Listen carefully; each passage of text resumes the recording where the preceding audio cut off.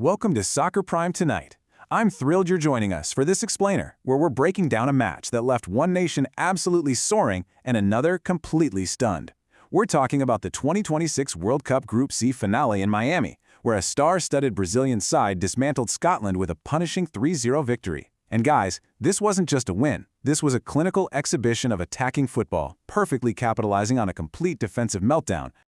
So, the big question we have to ask tonight is, how exactly did a typically resilient, hard-working Scottish team, managed by Steve Clarke, completely unravel on the world's biggest stage? Scotland went into this match fully knowing their tournament life was on the line. Yet, literally from the opening whistle, their backline displayed a shocking lack of composure. We're going to look at the exact moments the Tartan Army's defense fell apart, and how Brazil mercilessly exploited every single crack. Okay, let's dive straight into Section 1, Scotland's defensive disaster, a first-half nightmare. To truly understand this collapse, we really have to trace the chaotic chronological sequence of self-inflicted blunders by the Scottish backline. It started incredibly early, just 7 minutes in. Scott McKenna is trying to play out from the back, but he dwells on the ball way too long. He gets caught by 19-year-old Rayon, who simply nicks it right off his toes and sets up the opening goal. Then, at the 22-minute mark, absolute panic sets in again. Jack Hendry lingers on the ball, gets stripped, and Brazil scores. Now, VAR actually bailed Scotland out on that one by ruling a foul in the build-up, but man, the warning signs were flashing bright red. Did they learn? Unfortunately, no. In the 3rd minute of first-half stoppage time, Captain Andy Robertson plays a lazy, careless pass out from the back. Intercepted, moments later, the ball is in the back of the net. That's 3 massive errors, all originating from a sheer lack of defensive composure.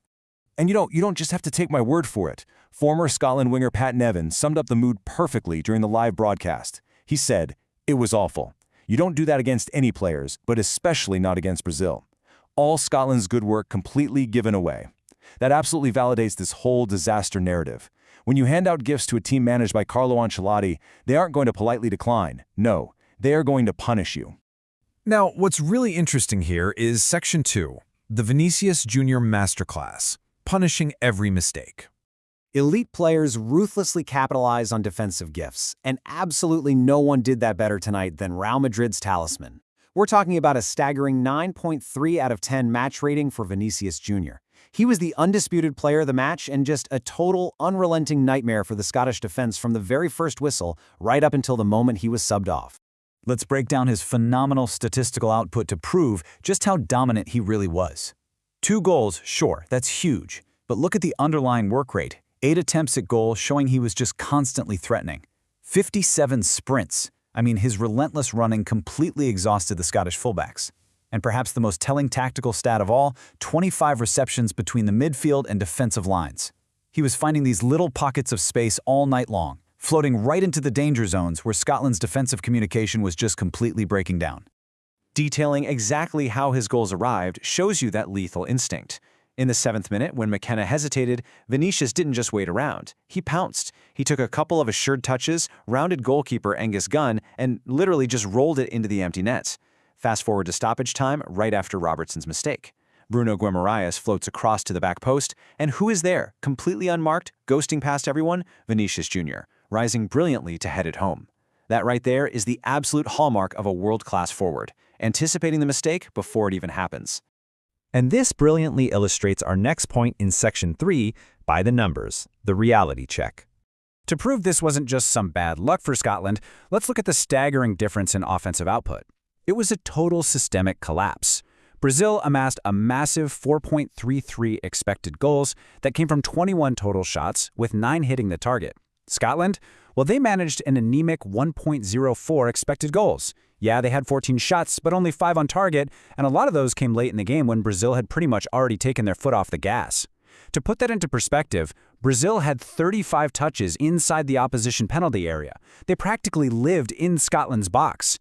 It's crazy when you see how Brazil utterly dominated the high-quality scoring opportunities, creating 6 big chances compared to just 1 single big chance for Scotland. The Selot barely gave Scotland room to breathe. They completely suffocated the midfield and entirely cut off to supply lines to Lawrence Shankland up top.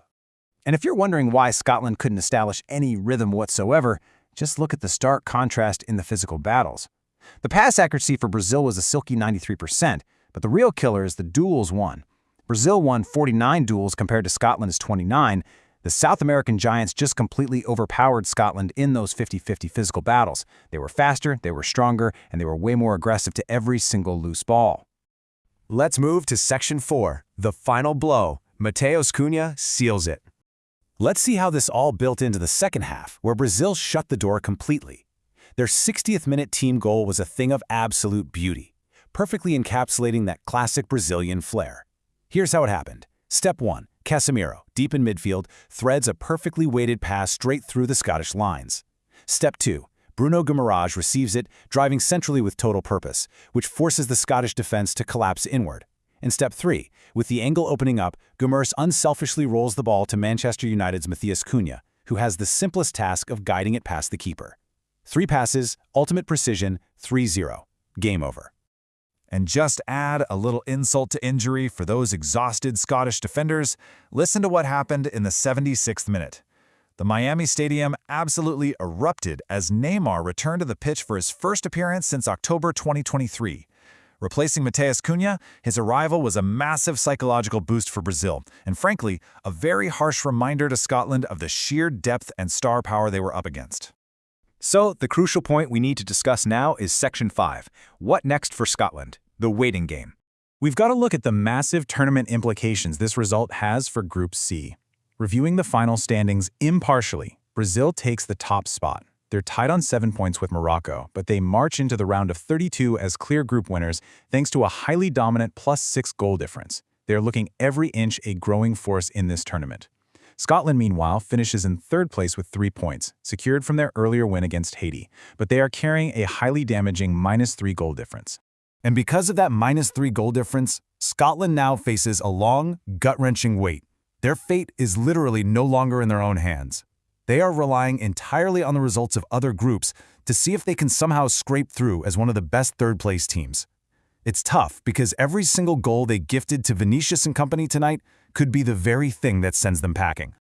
This really leaves both teams looking at vastly different futures. Brazil is looking like a Ballon d'Or-powered juggernaut, peaking at exactly the right time, while Steve Clarke and his men are just left praying that their defensive ghosts don't send them home early. So it begs the question, can Brazil's unstoppable attack go all the way and lift the World Cup? And will Scotland's defensive disasters in Miami haunt them forever?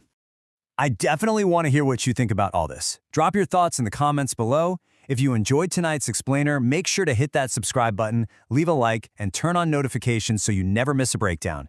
Thank you so much for joining me, and I'll see you next time.